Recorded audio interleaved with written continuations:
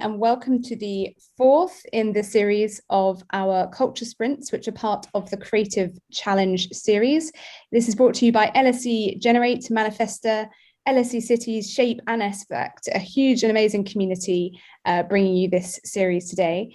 A little bit of a reminder about the session. So the whole point of these Creative Challenge series is to really take a deep dive into visions for participatory design, and specifically looking at design with communities. We're very interested in interdisciplinary approaches and also a focus on the legacy of cities as a force for good. So that's what is motivating us today. The idea behind the culture sprint is really to come up with a way that we can work both using valuable tools inspired by the design sector, so sort of design thinking tools, peer-to-peer, so learning with other people and other people from different backgrounds and disciplines, as well as learning from experts in the field who can share their practices. So this whole series has been designed specifically to bring together those different ideas, and it will really highlight the power that shape subjects, which is social sciences, arts and humanities, can play in stimulating innovation and collaboration. So that's our aim today. We'll soon be going through a sort of plan of action for the session, but first of all, I'd love to introduce our guest speaker for today. So we have with us today Dan Hill.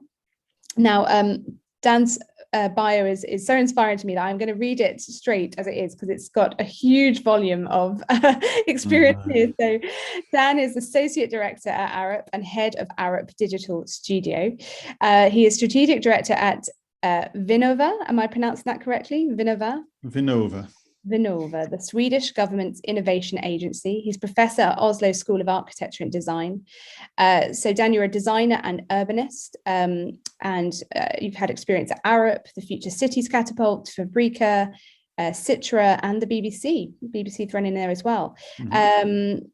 Dan is visiting professor at the practice of UCL's Institute for Innovation and Public Purpose, as well as visiting professor at the Design Academy Eindhoven, and adjunct professor in design at RMIT University. Just a huge amount of experience alongside... Stop now. If you're going to read my whole bio, we'll be here for half an hour and I'll be very embarrassed. I read it and it gives everyone such a flavour of the huge range of work you're doing, and also kind of work with the UN, with the Mayor of London. So for me, it's just so fantastic to have you here with all of this experience and to really share with those watching your approach to your practice, but also to this idea of urban design. Thank you so much for joining us today, Dan. Pleasure. Thank you for having me. We will be doing a shorter session today for anyone that is joining now, and we're going to be doing some sort of participatory workshop style activities, but also hearing directly from Dan about his experience. Just a few principles that we want to run through today. After sort of moments for a creative icebreaker, we'll get into detail about Dan's experience. We're then going to set a challenge, and the whole idea of these sprints is to really try and work together to solve a problem or share a thought about something that is happening in our daily lives. So we'll set out a challenge and some specific tools that we want to use to solve them. There'll be time for a group discussion, and then we will draw it to a close. So we did send out some information in advance just about the process of design thinking, but for those watching, we just wanted to have a bit of a recap about the principles here, and this is really what we sort of encourage people to think about as they're thinking about Dan's work, but also their own work and their own practice. So there are these 5 stages with design thinking, starting with empathy. So that's empathy for the people that you're designing for, also your colleagues. So empathy in all types, and really getting to grips with how other people might see the world.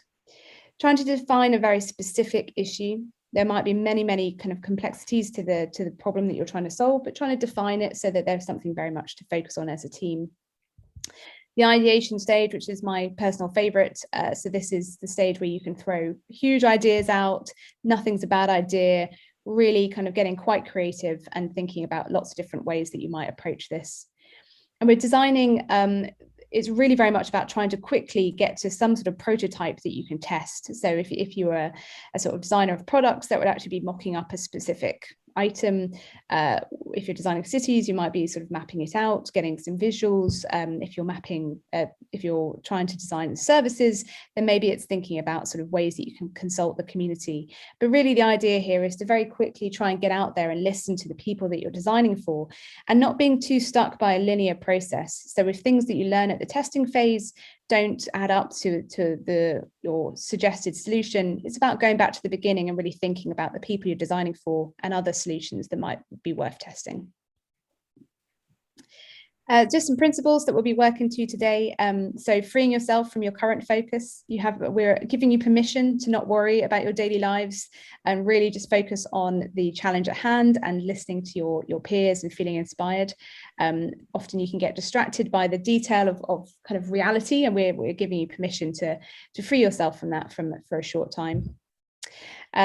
Nothing is a bad idea. So really, this is just about welcoming all creativity and not being held back by any fear that what you're going to say is sounding silly.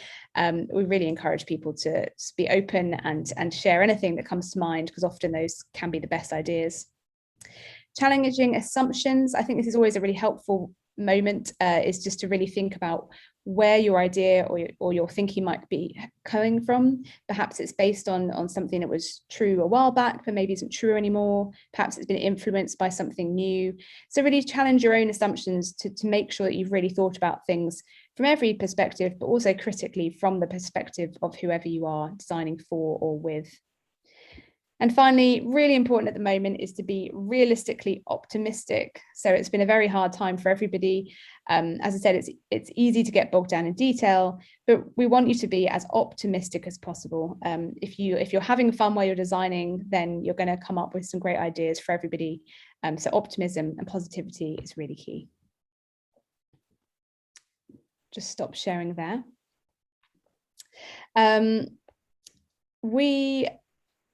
We did want to kind of be inspired by you, Dan, for a moment before we kick off, and I'll ask our wonderful participants here to get involved in this, is that we wanted to use creativity a little bit in these sessions, because we think it's important that, often we get stuck behind computers and we might be quite sort of text-based, and we really wanted people to have a moment to kind of think a bit more openly. And so what we did ask people to do in advance is get pen and paper ready. And I asked you something you do in your spare time, and you mentioned to me you do illustrations. Is that right? Yeah, also not in my spare time. Yeah, all the time. As your job. Exactly. And you mentioned you did sort of street illustrations. Is that right? Yeah, I mean, continually sketching variations on streets, the streets as they could be, I suppose, is the starting point. Yeah. Well, what I'd really love Jenny and Bora, our participants, to do today, if you are willing and able, is I really want to just hear from you, just with your absolute gut instinct, with no pressure at all, is if you've got a piece of paper, that would be perfect, because we really want you to be as kind of hands-on as possible. If not, you can use the chat on the Zoom function. But I just want to hear from you and see from you what springs to mind when you think about your street. So some examples that I might come up with for my own, things like cobblestones comes to mind, community, history, cathedral. My home street has got a cathedral on it, and it means a lot to me. And what I'd love to see is, if you wouldn't mind, on your piece of paper, just either start sketching what comes to mind when you're thinking about your street, or writing out some words that sort of resonate with you, that mean something to you with your home street, or a sort of dream street. Let your imagination go wild. And really the purpose of this while you're sketching is just to try and get people a little bit back to kind of hands-on. Often if we're stuck behind screens, it can distance ourselves. I think it's really nice just to kind of take a good old pen and paper and have a go at sketching some ideas. So once you've got some ready, if you hold it up to the screen, and we can just talk them through. And just to give you some time while you're doing it, I'll just explain mine for the viewers. So I went ahead and did one in advance, like a good old-fashioned Blue Peter presenter. So this is my interpretation of a city street. This is my street at home. So I mentioned sort of cobblestones, cathedral, a Roman wall came to mind. And what I liked when I was drawing this, a reflection I had was about the sort of materials seem to come up a lot. You know, the Roman brick, the cobblestones, the sort of the grass around the cathedral. I accidentally found myself highlighting a lot of the kind of building materials that seem to make my hometown special to me. So these are the ones that came to mind. What is your hometown, Kate? It's St Albans in the UK. Okay. So an old sort of Roman cathedral town. Yeah, I was just wondering why you happen to have Roman walls and cathedrals kicking around on your street. I'm not sure many people in the UK have all of that. Quite lucky, I've got good material to work with. That's very St Albans. Yeah.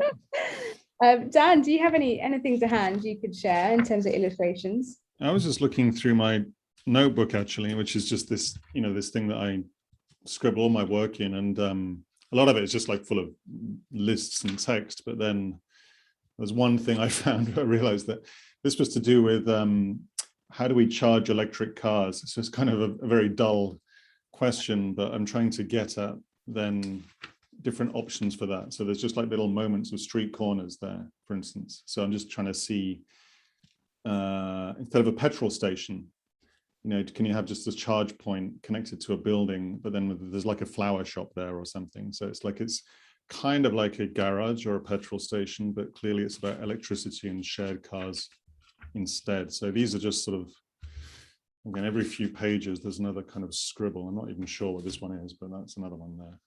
But, anyway, so there's usually some things kicking around, or there's the beginning of something there, which I think is more like street as garden, which is how I'm usually thinking. I quite like yours, Kate, that there weren't any cars in your picture, I don't think. There was no kind of trucks or anything. Oh, that's yeah. I think that's how I see it. There are a lot of cars, but I don't see them, perhaps. Yeah, exactly. And St Albans, well, like any old town, is a good example of those things have been without cars for a long time, and then in the 1930s through to the 1950s, sort of remaking all of those things. But before that, the street was very much about social life and interaction and hanging out in the street and talking and kids playing and things like that. So a lot of when I'm drawing these streets, I'm trying to understand how can the street be more like a garden or a playground as the starting point, as opposed to a car park, which is what they've become,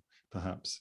So that's why I was taken by yours, and also those quick scribbles you saw from mine. They're kind of more like shared gardens or playgrounds or parks, mini parks, rather than the traffic dominated freeways or car parks. And I think what's very interesting about what you're saying there is I think that is obviously, personally, that's what I'd love to see more of. And what I realized after I drew this as well is that actually I don't live on a cobbled street. Everybody thinks of it as a cobbled street because of how it looks, and it's actually just tarmac. It does have cars. There's something about the kind of overall feeling of it that helps you kind of overlook that. There are cobbles in certain bits, but it's definitely not a full cobbled street. Yeah. It was interesting. So our willing participants, have you got anything you want to hold up and share? Have you got a sketch that we can talk through? I am a terrible drawer painter. That's fine. We're not looking I have the river, because down my neighborhood is the river that I used to swim, where I learned how to swim. And then I couldn't draw children. I just wrote children playing. Nice. Yeah. We used to play a lot of volleyball in my neighborhood, like in the street. Because it's like houses here, and in the middle we could use the nice street. Really nice. And then I have here, like, we have a landmark. It's like the old Turkish watch towers. Yeah. But ours is a bit modern, and it's very ugly. It's like our landmark. And then I have also big trees. We have really big trees, usually by the river as nice. well. But Jenny is a better painter, so let's want to Jenny. It's really nice, and I think it's often a reaction that people have when we ask. So don't expect much, because I had this highlighter only with me, But this is my cat, so it's like a fruits and veggies shop, because the street I live in has a lot of like bio shops from the farmers. So this is like, the shop, like the fruits outside that I didn't have time to sketch properly. But this is like the first thing that comes to mind when I like think of my home trip. Also, it's because the culture is like our culture is eating healthy and eating a lot of fruits and vegetables. So you'll see everywhere in the streets farmers selling their products. Yeah, that's really nice that you both of you. Again, there's no sort of cars in those. I mean, I'm sure there are in reality cars in your streets, but what you were talking about was on the one hand volleyball and swimming, I think, and then on the other hand fruit and vegetable shops, which those things have been there for centuries, hundreds of years, and they really define the culture of the place, what it's about, and you can see the identity there. It's very clear in both of your very quick sketches. I get a flavor of the city and the city life. Whereas if it was just a picture of a set of Volkswagens, or, that would be the same everywhere. It's the same car, Whereas yours, there's some identity there beginning to emerge already, even in your very beautiful little sketches, I would say. I loved them. Thank you so much. And thank you so much for taking a risk in doing a drawing. I appreciate that. And yeah, I hope you've enjoyed just having a moment, not looking at your screen, just having a tactile moment with some paper and pen. So thank you everyone for that. That's kind of warmed us up for the morning. So we'll kick off now with Dan, yourself. I'd love to hear just a bit more about your work. So can you tell us a little bit about what you do, and perhaps maybe any sort of recent examples that demonstrate your approach in general? Yeah. So I'm actually, I'm not an architect by training at all. I've now worked alongside architects and architecture and urban planning and urban design for such a long time that I can speak the lingo to some degree without having to become an architect, which is handy. And I'm a designer by background, though. I'm an interaction designer or service designer, which originally comes from a more digital kind of environment. So you mentioned in my bio, I worked at the BBC, and that was in the early 2000s, really putting the BBC on the internet and beginning to think about, well, how does that change what this organization is about? What do we do? What's it for? Those kind of strategic questions, as much as it was the design of particular things, like if you're in the UK, iPlayer and things like that, I was very involved in. So it's both the detail of the design of particular experiences or interactions or services or spaces, and then kind of zooming back and then saying, well, but what is this about at the end of the day? What is the BBC for in the 21st century? And that then became very much to do with cities, really. And so what my work ultimately became about was cities and streets and neighborhoods and districts, and helping clients and collaborators and colleagues think through from what I sometimes call stage -1, the starting point for the project. What is the little exercise we just did? What is a street about? What is it for? What is a building? What is a library for? What happens in a neighborhood? What can it be about? And using design as part of that, again, both the detail of things, so the way that a library works or the way that a street works, whether it has fruit and vegetable shops or a river alongside or whatever, those are kind of the details of it. But then getting underneath that to then say, but again, what value does that produce, or what does it do, or what could it be about? And that gets into those most fundamental questions about who's involved in that? How do we make decisions about it collectively? Because often in a city, then it's to do with a series of shared decisions and different forces pulling in different directions that we have to somehow bring together through a process of design. So what I'm doing now is I work in the Swedish government, actually. Vinnova is the Swedish government's innovation agency. And we're looking at these kind of fundamental challenges that we're all looking at, I guess, in different ways, climate crisis and environment, or social justice or public health, all of these enormous challenges, and then how they come together and play out in everyday environments. So things like streets and neighborhoods and social infrastructures like libraries and museums and galleries, or the way the city council works with the citizens, those practices and places. So trying to feed all of those huge questions, those enormous challenges, into those details. And in doing that, I'm trying to get across, I hope anyway, that the way we decide on things like streets or libraries or neighborhoods actually has all of those questions in them. You know, they're all systemically embedded within them. It's not like the Department of Environment is solving for environments over here, and then you have a department for culture, and that's separate from a department for transport. In reality, they all end up in the same place. The issue is that we've separated those things out precisely into those departments. They very rarely come together. But a thing like a street immediately puts onto the table, as we just heard, public health, swimming, volleyball, culture, life, food, conviviality, social life, decision-making, democracy, all of those things are embedded in every single square meter of that street, just as they are in the neighborhood more broadly. So what I do is we're working on projects that are real prototypes on the ground, working with municipalities here in Sweden, and looking at these opportunities to rethink how we approach things like streets in order to make better streets, but also zooming out to understand, well, how do we decide generally what the city of the near future is about? How do we prioritize things like public health or culture or environment? And in doing so, you know, to be honest, you know, we're also then deprioritizing things from the 20th century within that. So that's why I mentioned, you know, there's no cars in your picture. That's, you know, the car is a very 20th century beast in a way, but it still hangs around in the 21st century and still dominates the space. So we have to sort of shift these landscapes, and that's not easy at all, as you know. But that's what my work is. It's to do with design, absolutely, and the decisions and precise decisions about the way a street is. But then it's also this more fundamental kind of design of organizations, institutions, decision-making cultures, those kinds of things. I mean, it sounds absolutely fascinating. I love that idea that it's really about sort of looking at what's next, and perhaps would you say, is that sort of based on assumptions of what people think the world will be, or what they're used to having around them? How much do you find that people are sort of basing their decisions on that? Does that hold people back? Massively. Yeah, I mean, there's the way that we've again separated those things out in my notional city department of environment, transport, you know, education, housing, you know, that separation was a very 20th century thing to do, maybe 19th century even.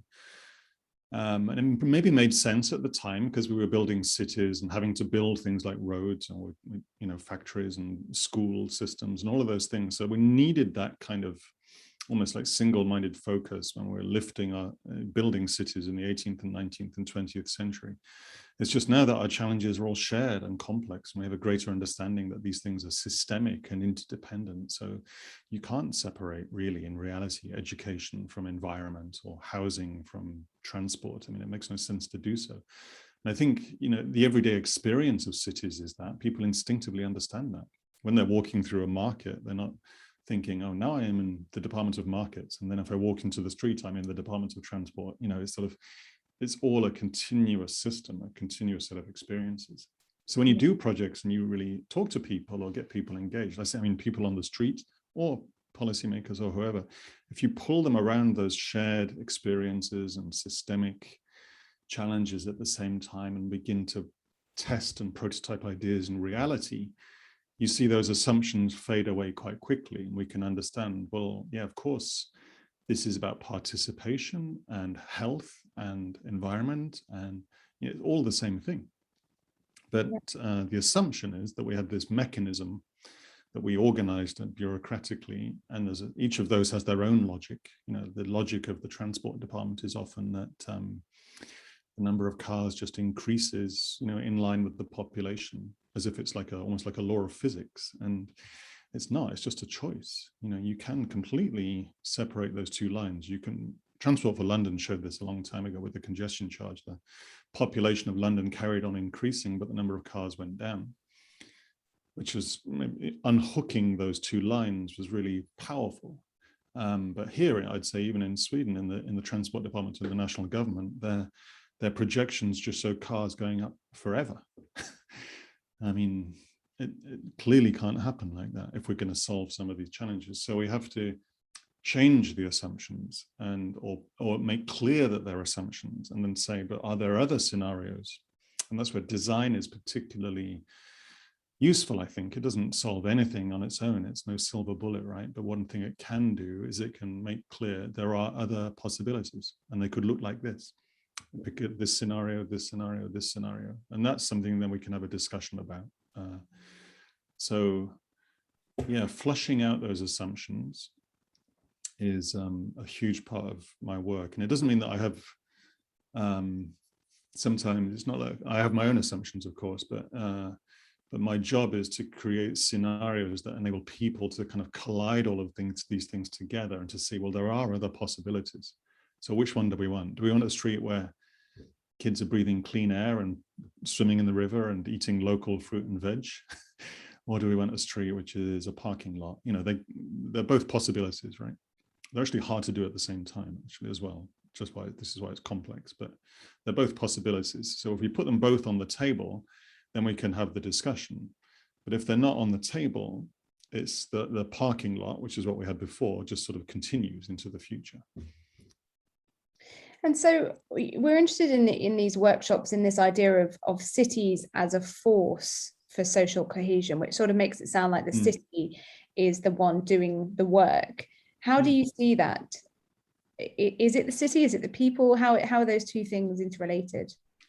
You mean the city as a, as a place, or do you mean the city as a kind of organization or a bureaucracy?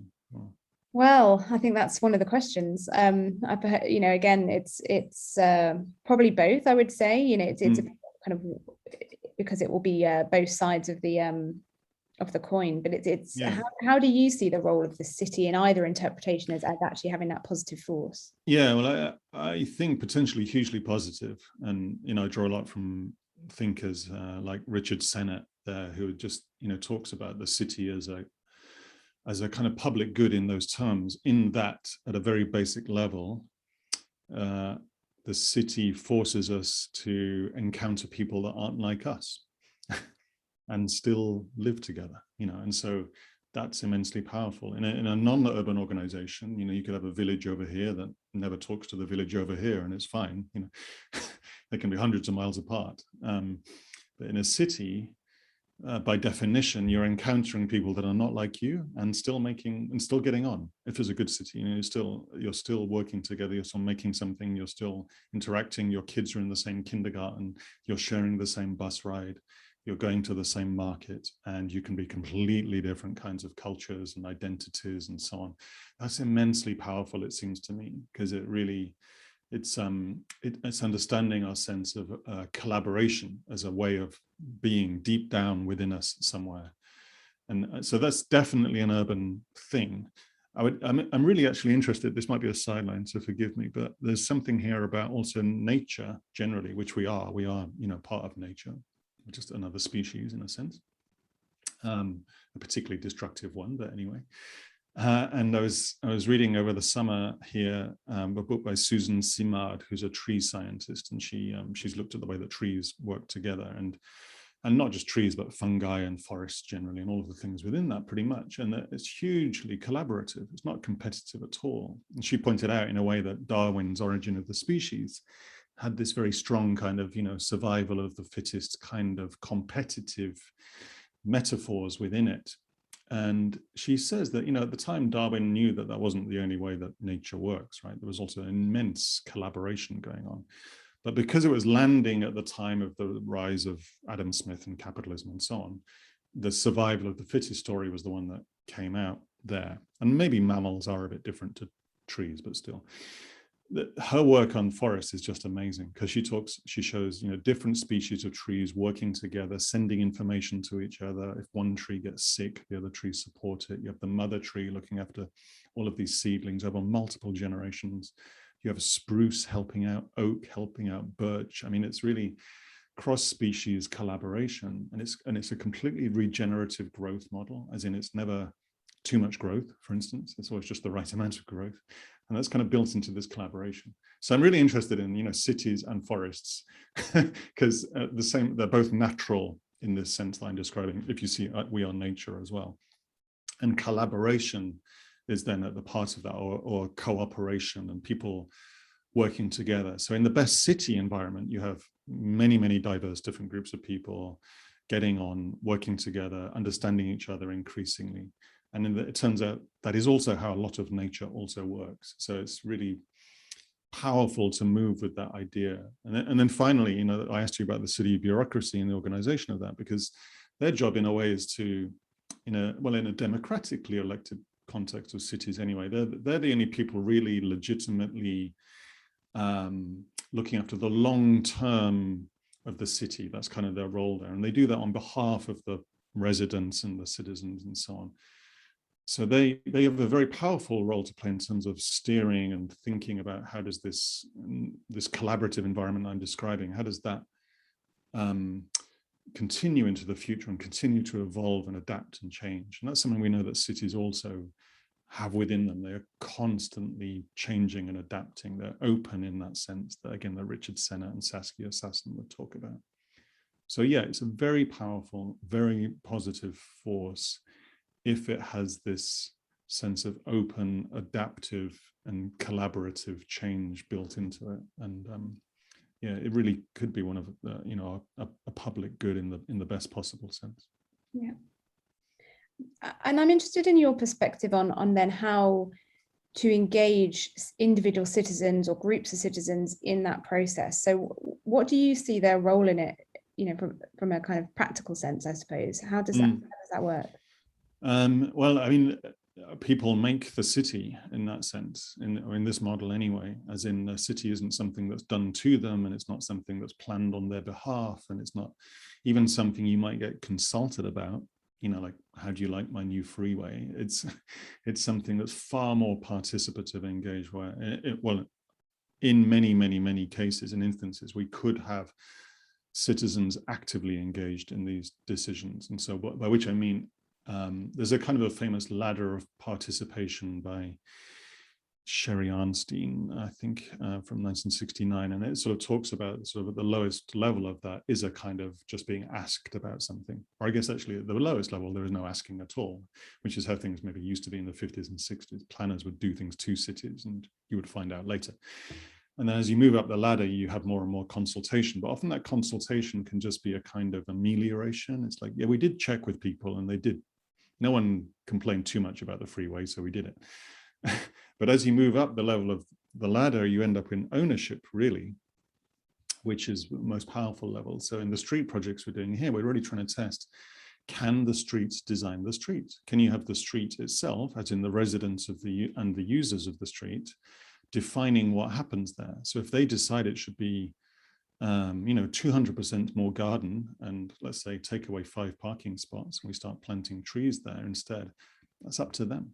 And actually, in the best case, it's their sort of shared space and a shared garden. It's like an extension of their living environment, almost like their front gardens, if it's that type of housing, blur out into the street, and then you have a shared tomato plot there, if that's what the street decides. Or it could be a playground, or it could be micro-mobility hub, or it could be car sharing point, or barbecue, or ping pong tables, or volleyball, or fruit and veg stand. What it's kind of up to them, and they're also engaged in making that. And that's maybe what's interesting here as well, and complex. So if they decide tomato plants, they're planting them, and it's like they're doing the gardening. If it's a volleyball, they're playing volleyball, but they're probably also repainting the lines every now and then if they get blurred over. So it's far more active, and you can extend that. And we talk about cooperative housing, where the housing is designed by the people that are living there ultimately, and so they're very invested in it personally.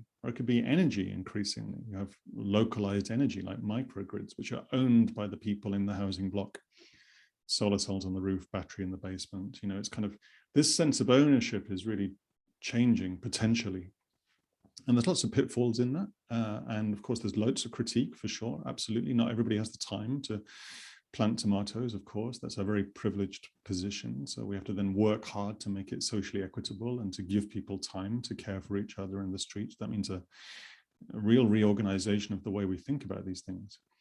But that's a big step forward from this previous kind of binary story where you do your thing in your house and the municipality looks after the street. And it's like almost like black and white kind of cut between those two. Here we're talking about something far more blurred and participative, and a shared relationship and a shared responsibility, which if we go into that with this social equity and public good model, could be really powerful and interesting, and I would argue genuinely participative. Really interesting.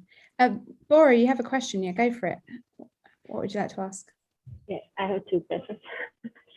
So as it just as the shared responsibility, we were talking 1 day or 2 days ago with Manifesta.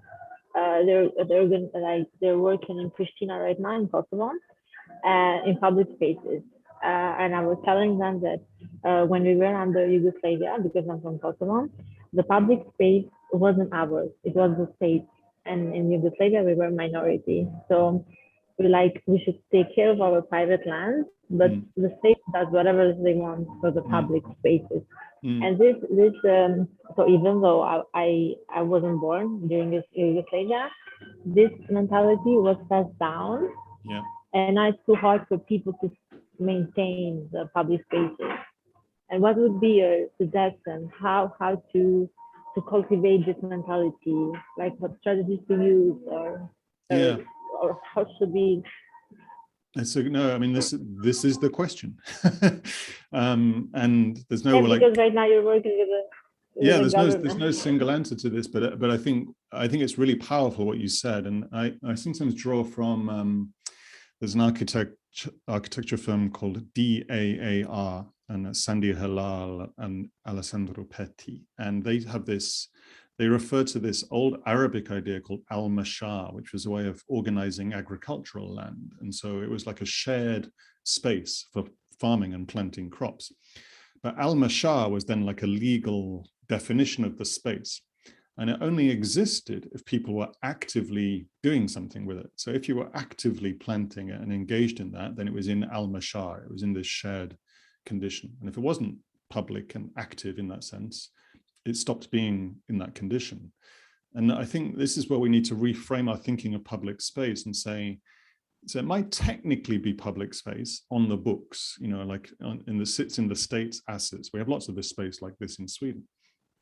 But if there's no one in it, how is that public? And so you could have an empty square in a city, technically public space, but there's no public there. So surely at that point you start asking, well, that isn't really public, is it? I mean, not in the meaningful sense that it's not co-produced.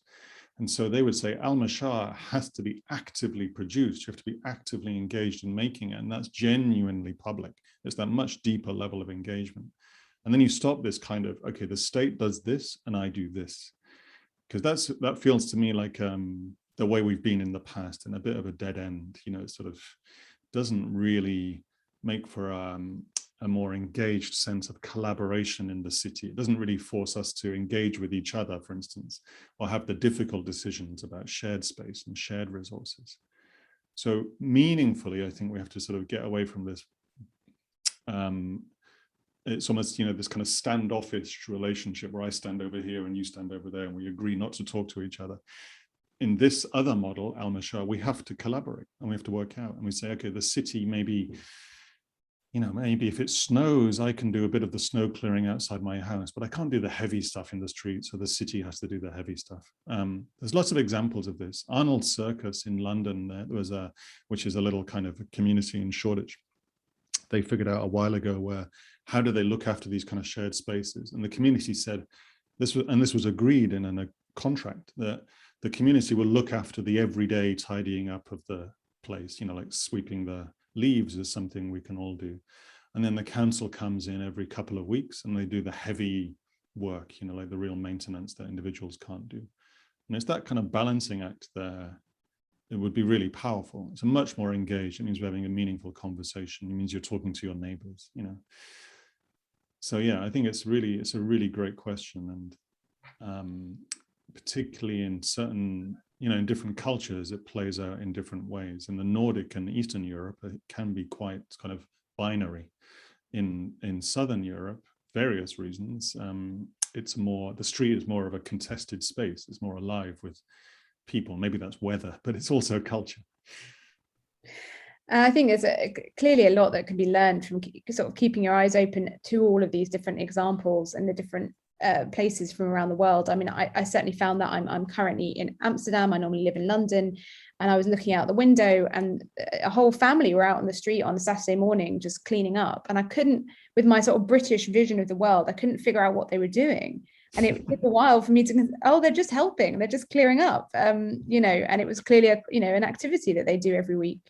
So, you know, I like that idea of sort of keeping your eyes open to. Exactly, and it means that your relationship with the city is far more intimate and personal in that sense. It's kind of, you know, and as I said, it's like an extension of your living space, and that's really powerful if we unlock that. You could imagine civic pride coming from that, and again, these, you know, more complex but interesting conversations with your neighbors. You do this, I do this, you know, like working together, which will enable us to start thinking about other shared challenges and so on. It's also pretty good for the city council potentially, because, you know, their maintenance, for instance, they can look after the things again that you need a kind of a council for, on the basis that citizens are doing some other jobs in the city. And that's complex, because we're not used to having that more blurry relationship, you know, but it could be really, I'm trying to get at, I suppose, that, you know, relationships are blurry and complex and intersectional, and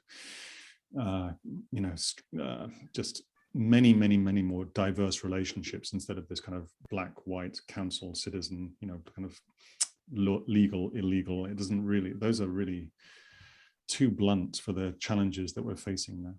Yeah. Well, I think that's been fascinating. What I might do now is move us on to a kind of live example, because I think, you know, we've heard a lot about some of the projects you're doing, and I'd love to sort of show people how that's operating. And I think for us with this series, what was so interesting about your work was what we really wanted to present was tools that people could use inspired by architecture and design, but that might apply in their own different practices. And actually hearing your live example was absolutely perfect. So what we're going to do now is sort of talk through a live example of something that Dan's working on, and then sort of demonstrate how that tool could be used in order to try and reveal some of the ideas that might turn into actions in your own practice. So Dan, you had some visuals, didn't you, of this project? Do you mind sort of talking? Yeah. Shall I just show you? I'll just show you briefly. In a second, I just need to find the right. I've got so many windows open. I always have the same problem. Okay, try that again. All right.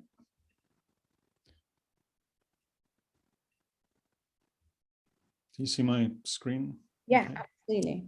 Yeah, so there's a street, by the way, in Stockholm. So, and we're framing this as kind of a mission, what we call mission-oriented innovation. So we want to have this long-term goal of actually flipping every street in Sweden to be healthy, sustainable, and full of life or vibrant in some way. But of course, you have to start somewhere, and there's 40,000 kilometers of street in Sweden, so that's quite a lot to be getting on with. But we wanted to start somewhere, and so the first thing actually is start small, but in a way that can scale. So we began finding, okay, where could we start getting something going? And the first thing to do would be to then bring a bunch of different perspectives, to your point, Kate, about assumptions around the shared table. So we had this simple drawing on the middle, I'll show you in a moment, which is just a generic street, actually, sort of 2 or 3 street types, actually, based on Swedish streets. And around that, in this first instance, we started pulling stakeholders. So stakeholders, I mean people in the system. So the people running transport departments or energy companies or architecture and design institutes or a micromobility startup I can see there, like doing e-scooters, and the environment department from the local council. So these aren't real people, I would say, as in they're not real citizens on the streets. They're people in the system, people like me. But we're at least beginning to now look for entry points and get all of the assumptions out on the table, because these are the people actually that are making decisions about the street usually. Then we zoom in a bit, and then we found actually 4 streets in Stockholm, working with the city, where we could start looking at how to test something. And all of those streets had schools on them. And we picked that in particular because schools and streets are not complex interplay between them. If anybody's ever thought about dropping kids off at school, it's kind of it's a tricky time. It's a complex space. But we then let the kids basically take over the design. We gave them the kind of pencil. Now, it's facilitated by architects and designers and people like me and a couple of architecture firms here in Stockholm, White Architecture and Spacescape. But the kids are really using a very simple, again, drawing of the streets, some cutout pieces, just some street elements. Could be anything, could be like a tree or a street cleaning machine or a swing set, and they're letting them define what happens there. You can do this at multiple scales, by the way. So this is the Swedish Prime Minister and the Health Minister and the national government also doing the same kind of exercise. So just to show this isn't something that is just like simplistic for school kids. Actually, you can do this at the highest level and it's super good. So we're just showing you right there, stakeholders, school kids and politicians all using the same kind of principle. But actually, school kids are always the best at this, to be clear. They're always the best designers. And these are the kind of things that came out of their visions of a street, you know, and it's kind of social spaces and fountains and swing sets. This is all in Swedish, sorry, but cafe. You see fake palms there because it's Sweden. We don't have real palm trees yet, anyway. So they're kind of saying it would be nice to have a few of those and so on. And then ultimately where that goes is we then we worked with a local Swedish industrial design firm to design a kit of parts, because this started thinking a little bit like almost like Lego or Minecraft or IKEA even, you know, sort of you could begin to say these could be standardized designed elements, barbecue pits and ping pong tables and swing sets and beaches and bike racks and so on. And they sit, so we can design these lots of these different applications. And then they sit on this kind of very consistent base underneath, which is Swedish timber. So then it's made out of wood, which is interesting because you're introducing wood into the street as a designed material. Usually everything in the street is made of concrete or steel because you assume it needs to be there for 40 years and a big truck's going to crash into it. And so, but if you're trying to build in a sense of change and ownership, then wood is much better to use because people feel they can approach wood and do something with it. And these are then the prototypes that we built out of that. So there you see the base layer, this kind of platform of almost like this boardwalk, which then sits in parking spots. So it takes over parking spots, begins to make more diverse use within them. And then on top of that are applications, which would be like in this case, seating on the left or scooter parking or bike parking or simple social spaces or greenery or a place for teenagers to hang out there on the left-hand side, you know, can go up and down hills. It can, the water runs underneath it. You can begin to see how the difference between that sitting there versus a Volvo or a Volkswagen, you know, it's sort of, it's immediately suggesting a social space, that there's kind of bench seating pointing at the street side, the shops and the cafes. So they begin to feel a bit more like little outdoor rooms in the street instead. We've also built playgrounds here and trampolines and let the kids draw in the street, and again loads more greenery, albeit in pots to begin with, so everything's a bit temporary. In the end we might want real trees with roots in the ground and so on, but this is a starting point. And then we did it in Gothenburg and Helsingborg, and so every time it's being deployed, it's building new applications and learning from the local context. The one on the right has lighting built into it and a space for more greenery. The one on the left I just show you because that was about -2 that day in Gothenburg, so it's cold, you know, and so, but it actually still full of people sitting on it, totally fine. So in the end, you end up with this idea that you can take an existing street like this. This is a street in Helsingborg, a city in the southwest. And this kit enables you to take a step forward. You can start testing things, prototyping ideas. It's not the end result at all. It's like the street shouldn't stop here. It should keep on evolving. So in the end, it might be, well, not the end, but you know, the next step after it might be more like this, where you're actually putting real planting down, real trees in the streets. You're putting bigger structures. You're calming the traffic properly. But this step in between, what this kit does is what I call the half step. So it takes the step forward in an interesting direction, enables people to start testing ideas. You start getting a sense of from the community of, well, what would you like to have in the street? You know, it gives you a platform for that discussion, that conversation, and their ideas start pouring out there. So maybe, you know, maybe in the end, maybe we want some like civic spaces where we can have discussions and conversations, and we can, or, you know, gigs or whatever, and we can start planting. Or maybe we have a greenhouse where we're beginning to do all of these kinds of things in the street instead, all technically possible, right? But usually, if I step back a bit, the street is like this, because it's kind of got the assumptions we need car parking and so on. So all we're doing is then moving it in that direction, and it becomes this ongoing platform for discussions. You can imagine this is now just a platform for asking questions with it. I think I'll stop there. Well, maybe the last thing I'd say is that we're then also looking at, okay, so this is the strategic bit, if you like, because the previous bit is tactical.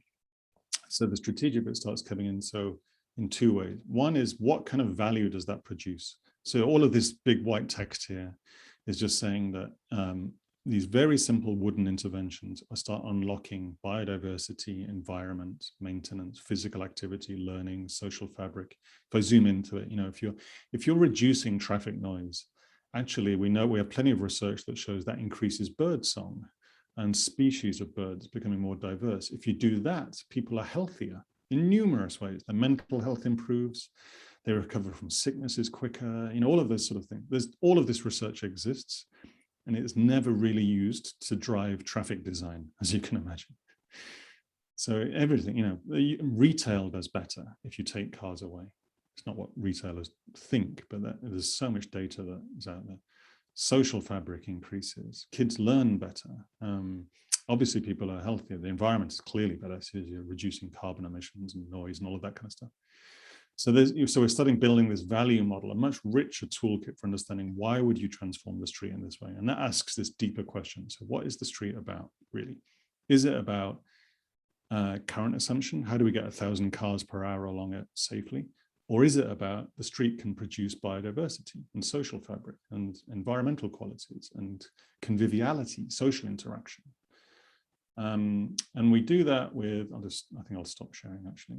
We do that with, the other strategic part is that we do that with as much of the system as we can bring around it. So that's why I started showing you that very first thing I showed you was we have multiple layers of government working with also public, private, third sector together around those drawings.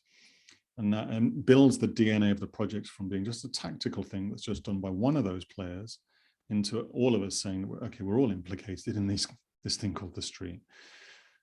And that continues through the project. So we have the National Transport Agency, like the equivalent Department for Transport of the national government, as an actor in a project which is a series of small interventions on the street in 3 cities on the ground. And that usually doesn't happen.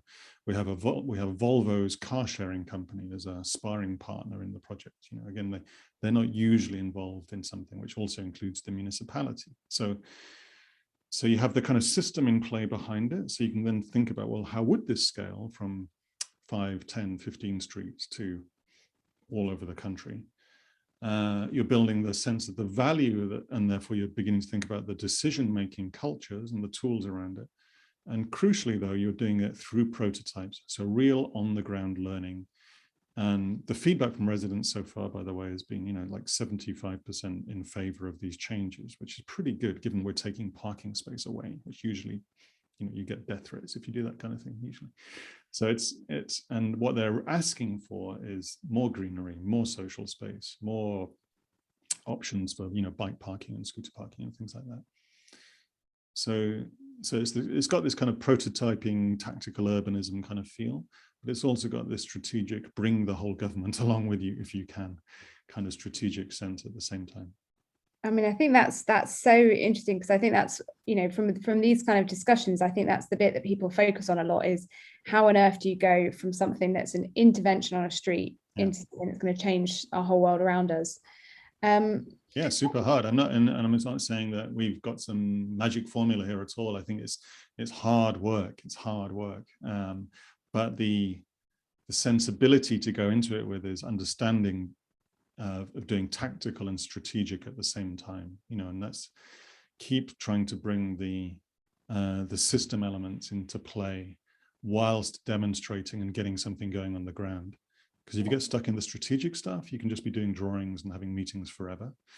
And if you just do the tactical stuff, then you change one street, which is fine. That's a good thing to do. But what about all of the others? So we have to find this balance somehow.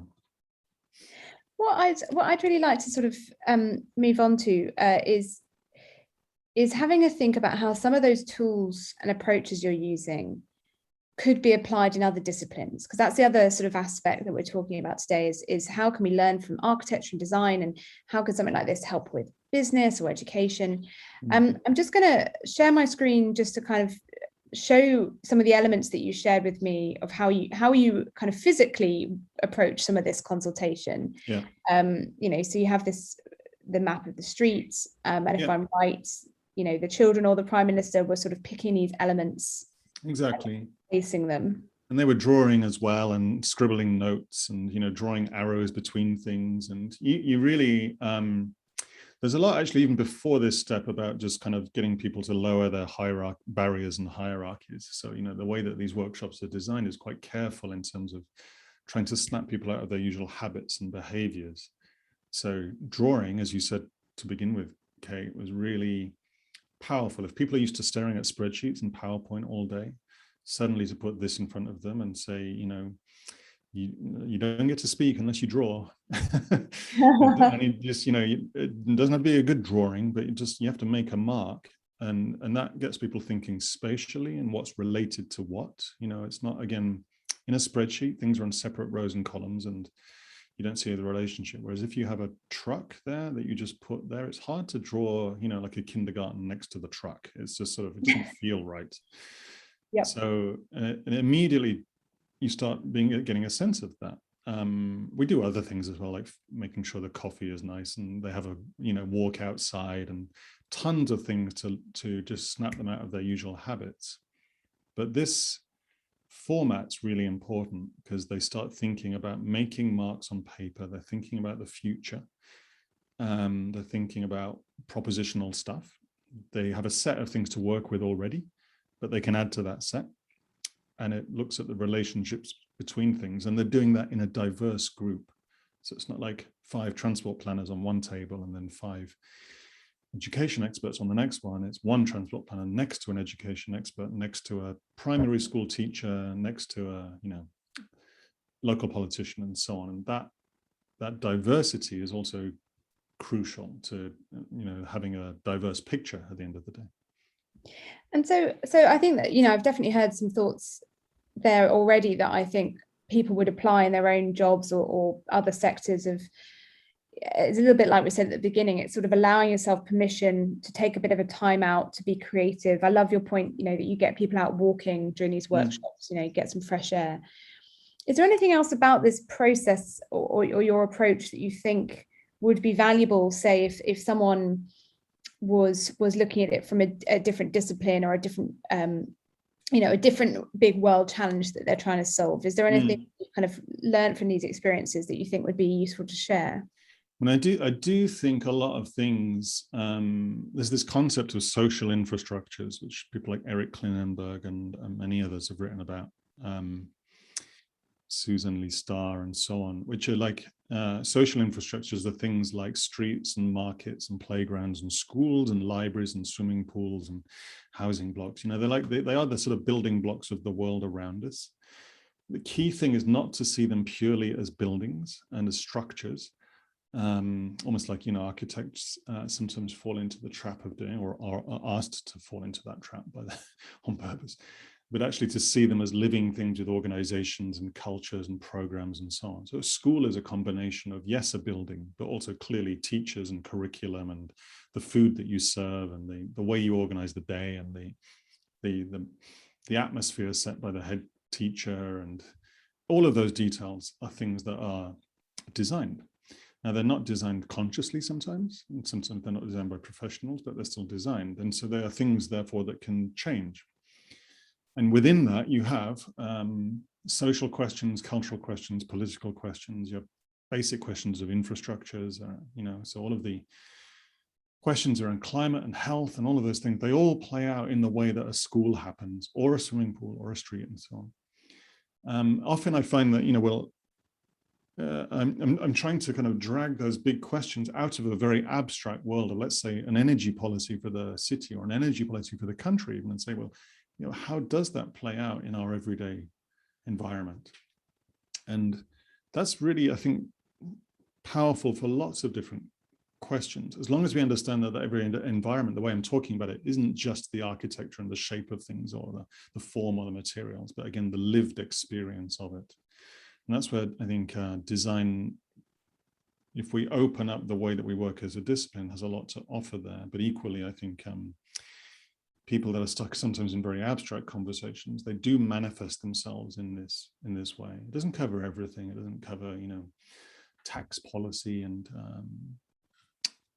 sort of some aspects of our culture, obviously, but it's surprising how much of it you can pull into these everyday environments and use those as a way of prototyping a new future in that sense. So that's what I'd urge people to do, is to sort of take those big abstract concepts and wrestle them down to the ground and play them out in reality in the places we live and work and play. Importantly, that doesn't mean I'm just saying as architectural things or as urban things, but just seeing those are holistic and systemic and cultural artifacts at the same time as they are bits of wood and concrete and steel. Yeah. Absolutely. And certainly that's something that I find a lot of my work is with the cultural sector, and all of these practices we find incredibly useful with looking, even on that kind of microcosm of one sector that's actually, arguably museums, unless you're a design museum, you might not touch anything to do with design. And actually all of those concepts of, your role in society and, how you're presenting yourself, your narrative, the way you're describing, I think is incredibly helpful, just even as that one example.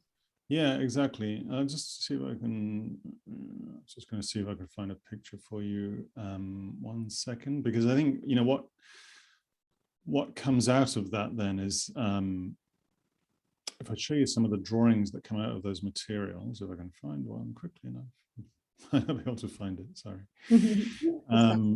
is a kind of sense that actually when we look at the drawings, they're full of different things. They're not just full of buildings. They're full of, actually, the most important thing might be the way that the building organization works.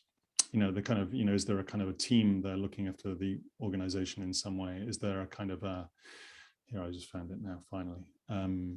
Is there a way that small businesses can get into that building quickly enough? So if I look at some of these drawings, if I zoom into them a little bit, this is what came out of the exercises, the one you just showed, Kay, and I just tidied these up afterwards a bit. So yes, there are sort of physical things there, like a street canopy, but then there's something like intergenerational civic generosity. So someone scribbled that down in that drawing that you were just showing. So there wasn't a card with that written on it. But, what does that mean? It's kind of fascinating. So, it means that maybe some of this housing here is an intergenerational, or the school in some way is not just a school for 5 to 15-year-olds, but is intergenerational, multiple people working together. A sense of civic generosity, how does that apply to what the school does? Maybe the school opens up in the evening for the neighborhood to use, doesn't just close at 5 p.m. and then it's just basically an empty asset for 16 hours a day, but actually it could be full. This managed by Gatsstadsrätt, that's Swedish, basically saying there needs to be some kind of cooperative group managing the street. So if we have this kind of shared street environment, that needs to be a shared thing. How does local business work here? Are there small shared workshops on the street? And how do they sit next to the electric car sharing thing? And there's also underfloor heating, and there's local power, but there's also bikes. And, so there's all of these little local workshops and social space, and then the way the street is painted, and there's a kindergarten and planting in there as well. There's a fab lab here, and there's some more intergenerational stuff. So there must be some kind of something for 60 plus, all year active transport, right? So you see what can come out of those drawings. Actually, again, it's not just bike sharing hub. It was also intergenerational civic generosity and all points in between. So it's surprising what a very simple exercise like the thing you just showed can unlock actually a really broad range of concepts to do with culture and politics and social life, as well as buildings and spaces. And just one sort of final thought that comes to mind with all of this is, I'm looking at that street and all those points, and every part of me right now thinks 100% that is what I want to live in. That is my identity. But arguably 60 years ago, when people designed the streets then, they maybe thought the same thing. And now we go live in those streets. So how do you approach that, the sort of future proofing, if you will, of people changing their needs and their wants? Yeah, no, it's a really, really important point. And again, if I can find it quickly enough, I'll just show you something on that if you have time. But yeah, we have time. Yeah, good. Because it's something I quite often show this film. And let me just show you this. I live in a bit of Stockholm, which is a garden city planned in sort of 1907, and it's kind of every bit as lovely as that cliche sounds. But then actually what happened to that was that it had a road put through the middle of it in 1958, because precisely for what you just talked about.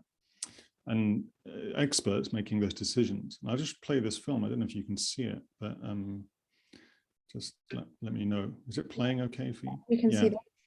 And I have the sound down, but it's this a Swedish newsreel from 1935. So this was just playing in cinemas. And you see there the streets as they were in 1935. There's a kids playing in the street, and you see cars whizzing past dangerously close. It's almost hard to watch this. And here you see, someone walking through the middle of Stockholm. He's my hero, this guy. He's just almost single-handedly holding back the traffic, because he's walked like this for 70 years, right? Now, all of a sudden, there are these cars kind of coming in. So he's holding them back. He's called Old Mr. Stockholm in the film. I know this guy's walking out into the street, almost gets hit by a car and so on. Now, this film was it was called Those Who Get in the Way. And it was kind of playing in newsreels to train people to get out of the street, because now the street was for cars. Because precisely, Kate, as you said, people thought this is what the future is. The car is a new technology. It's the iPhone of its time, right? So big tech, if you like. And now we've had these streets like this for hundreds of years, but now our job actually is to get out of the way because cars need it. And that was rational people making, professionals using the best data they had to hand. They're making what they thought were the right decisions. And in a way, I don't blame them for making those decisions. Maybe I would have been doing the same. I don't know. But the thing that happened, obviously, was that it was really not asking the question deep down about what is the city about. There's this great line by the British architect Cedric Price, who said in 1966, technology is the answer, but what was the question? And he sort of, was talking about the car of the time, big tech of the time was the car, and saying, well, actually, if we just stop to think about, well, what is Stockholm about, or what is St. Albans about, or what is Kosovo about? What are these places about? Well, how should they move around? What are they for? What do people want to do? And then we can talk about the technology, maybe in a little bit more informed way. And we might want to test some of those ideas as well, before we just assume that the car is the future and then knock cities apart in ways that cannot be put back together very easily. So the freeway that got put in here, it's just like 200 meters in that direction. So I'm pointing out of the window. In 1958, I can't reverse that decision for, I don't know, 50 years, 100 years. It's a big decision. You can't back out of putting a 6-lane freeway there that easily. It's literally sunk in the concrete, and it's enormous, and it costs billions of pounds and so on. So what I'm arguing about is maybe two things. One is, let's have this much more participative way of deciding what happens. So then we can talk about what is Stockholm, what is this Enskede, the neighborhood I live in, what is it for? What do we want to do?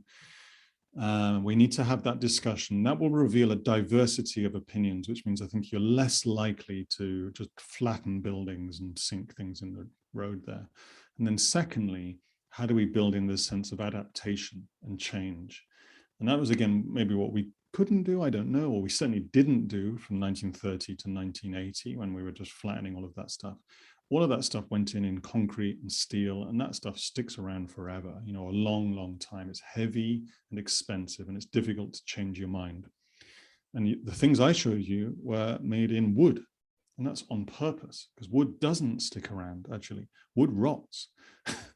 Even the nice wood that we're using, glulam wood, which is super dense and works fine in snow, but at some point it'll last a couple of years, or maybe 3 years. Now that is like a sell-by date on it, it's like a use-by date, and it means that you then have a trigger then to say, actually, now let's have a conversation. What do we want the street to be about now? Do we still want barbecues, or do we want, I don't know, electric car charge points? You know, it enables you to have that discussion ongoing. And the participative stuff I talked about, the culture there of people being involved in making the street, enables you to have that engine of change and adaptation built in. But it also means that you're building with things that you can change and adapt. And all of the tech we have around us now, and by tech I mean bikes and e-bikes as well as iPhones and stuff, they are things that are light and distributed. They're lightweight, you know, they can come and go a bit. We can move around them. You know, it's something that is far more malleable and adaptable.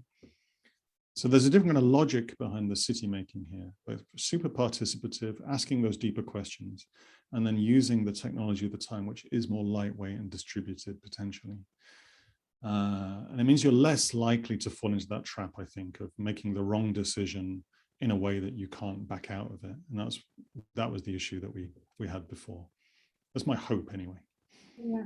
Well, that's a very lovely place to finish, and with that kind of idea of hope there. So thank you so much for your time. I've found it, I know we've all found it fascinating, and you know, I hope that for those watching, you'll be able to use some of those ideas in your own worlds. I think there's a lot there about sort of different techniques that you can apply no matter what you're working on, but also really learning from how to think about cities and communities and spaces as a kind of device to really kind of break down some of those larger societal issues. So thank you so much for your time. Pleasure. Thank you. Thanks for inviting me. It's been fun. And as with the rest of the series, of course, this is part of a series of 4. All the recordings will be available online and will make up part of a toolkit that is available. So we'll send out more details on that in due course. Thank you, and all the best.